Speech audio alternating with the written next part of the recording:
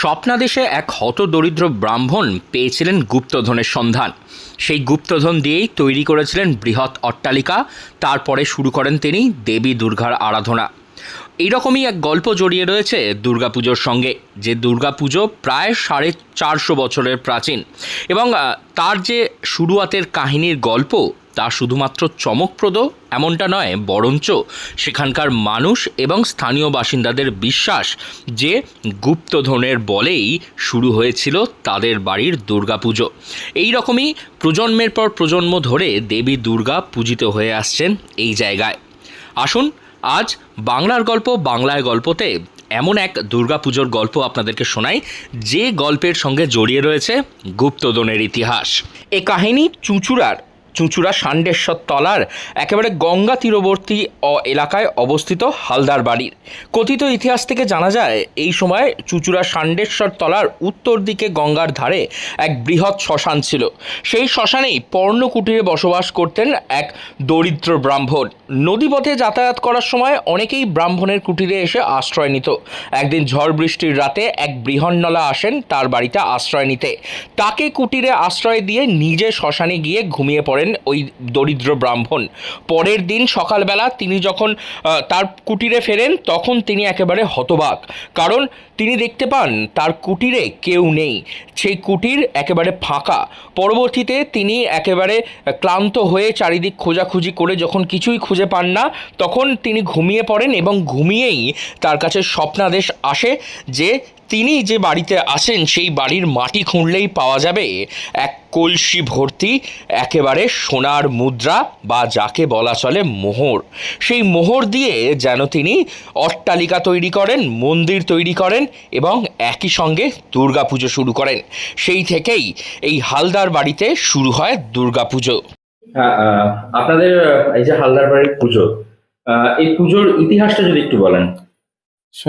ঐতিহ্য সমৃদ্ধ এবং ঐতিহ্যশালী আমাদের চুঁচুড়া শহর আমরা প্রত্যেকেই জানি, এবং এই চুঁচুড়া নামকরণটা হয়েছে আমরা প্রত্যেকেই জানি। এখানে চিঁচড়ার বন ছিল এবং আমাদের এই ষান্ডেশ্বরতলা সংলগ্ন এলাকা, এই এলাকায় পুরোটাই শ্মশান ছিল এবং এখানে নানা যোগী সন্ন্যাসী তারা সবাই এসে এখানে সাধনা করতেন। এমনই এক ঝড় বৃষ্টির রাতে এক কুঠিরে এক ব্রাহ্মণ, অতি দরিদ্র ব্রাহ্মণ, তিনি সাধনাস্থল, তিনি বিশ্রাম করছিলেন। সেই সময় সেই ঝড় বৃষ্টির রাতে আসেন এক বৃহন্নলা। সেই বৃহন্নলা এসে ব্রাহ্মণের কাছে আশ্রয়ের জন্য খোঁজ করেন। ব্রাহ্মণ সদয় মনে সেই বৃহন্নলাকে আশ্রয়ের জন্য তার কুঠিরটি ছেড়ে দেন। সেই রাত্রিরে ব্রাহ্মণ কুঠিরের বাইরেই তিনি আশ্রয় গ্রহণ করেন। সকালবেলা যখন ঝড় বৃষ্টি যখন থেমে যায়, তখন ব্রাহ্মণ যখন কুঠিরে যায়, তিনি দেখতে পান যে কোনো রকম কোনো বৃহন্নলা নেই, কেউ নেই। রাত্রিবেলা তার স্বপ্নাদেশ হয় যে সে যেন মাটির তলা থেকে এক ঘড়া মোহর সে যে পাবে, এবং সেই মোহর দিয়ে সে যেন বিশাল প্রাসাদ প্রস্তুত করে এবং সেই দিয়ে তার দুর্গাপুজো যেন শুরু করেন। এবং সেইখান থেকেই দুর্গাপুজো শুরু হয়ে আসছে। যদিও সেই ব্রাহ্মণের খোঁজ এখন আর পাওয়া যায়নি, বা পরবর্তীকালে তার আর কোনো রকম কোনো খোঁজ পাওয়া যায়নি। বিভিন্ন ধরনের মামলা মোকদ্দমা এবং সে তৎকালীন সময়কার বিভিন্ন ব্যক্তিদের মুখে শোনা যায়, যারা এই বিষয় নিয়ে গবেষণা করেছেন, যে আমাদের পুজো প্রায় 450-র ঊর্ধ্বেই পুজো, কম বলা যায় না। এই পুজোর পরবর্তীকালে মাধব হালদারের অষ্টাদশতম পুত্র সত্যচরণ হালদার এবং পাঠক বংশের কন্যা কুসুম কুমারী দেবীর সহিত যখন বিবাহ হয়, তাদের এই পুজো তারা গ্রহণ করেন এবং মা দুর্গার পুজো তারা পুরোপুরি তাদের হাতেই আয়ত্ত করে নেন। আমাদের শুধু দুর্গাপুজো নয়, আমাদের রথের সময় থেকেই সমস্ত কিছু শুরু হয়। রথের সময়তে আমাদের হয়, রথে টান হয়, বাড়ির পেতলের রথ আছে আমাদের, এবং আমাদের কাঠামো পুজো হয়। সেখান থেকেই বলা যায় দুর্গাপুজোর সূচনা হয়।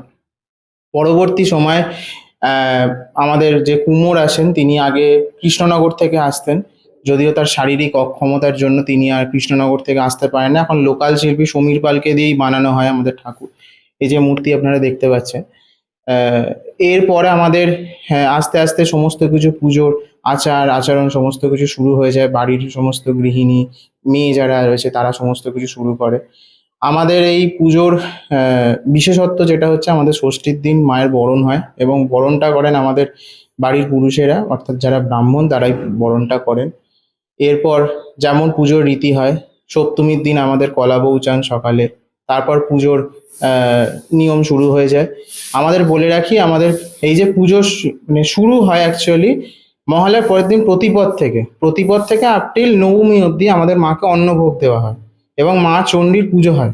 ঠিক আছে, মায়ের যে আমরা জানি 10 দিনে 10টা আলাদা আলাদা রূপ রয়েছে, সেই রূপে আলাদা আলাদা পুজো হয়, আলাদা ধ্যান হয়, সমস্ত কিছু হয় এবং মাকে আলাদাভাবে অন্নভোগ রান্না করে দেওয়া হয়।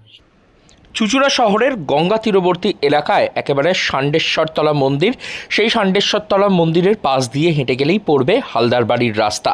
সেই হালদার বাড়িতে আজও প্রায় 450 বছর ধরে প্রাচীন রীতিনীতি মেনেই হয়ে আসছে দেবী দুর্গার আরাধনা এবং এই বাড়ির পুজোর সঙ্গেই জড়িয়ে রয়েছে এক এমন কাহিনী যেখানে রয়েছে গুপ্তধনের সন্ধান এবং বলা হয় নাকি গুপ্তধন পাওয়ার পরেই সেই গুপ্তধন দিয়ে বিশাল অট্টালিকা, বাড়ি, মন্দির সহ একাধিক তৈরি করেছিলেন সেই হতদরিদ্র ব্রাহ্মণ এবং তিনিই তখন শুরু করেন এইখানে দুর্গাপুজোর চল। তারপর থেকে প্রায় 450 বছর ধরে এখনও রীতিনীতি মেনে পুজো হয়ে আসছে হুগলির চুঁচুড়ার হালদার বাড়িতে। বাংলার গল্প বাংলায় গল্পতে আমরা আজ আপনাদেরকে এমন এক দুর্গাপুজোর গল্প শোনালাম যার সঙ্গে জড়িয়ে রয়েছে গুপ্তধনের কাহিনী। যদি আমাদের এই ভিডিও ভালো লেগে থাকে তাহলে অবশ্যই সাবস্ক্রাইব করে পাশে থাকুন বাংলার গল্প বাংলায় গল্পর সঙ্গে।